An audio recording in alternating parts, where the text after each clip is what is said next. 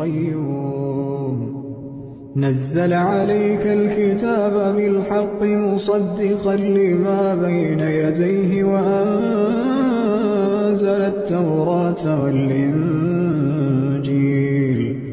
من قبل هدى للناس وأنزل الفرقان إن الذين كفروا بآيات الله لهم عذاب شديد والله عزيز ذو انتقام.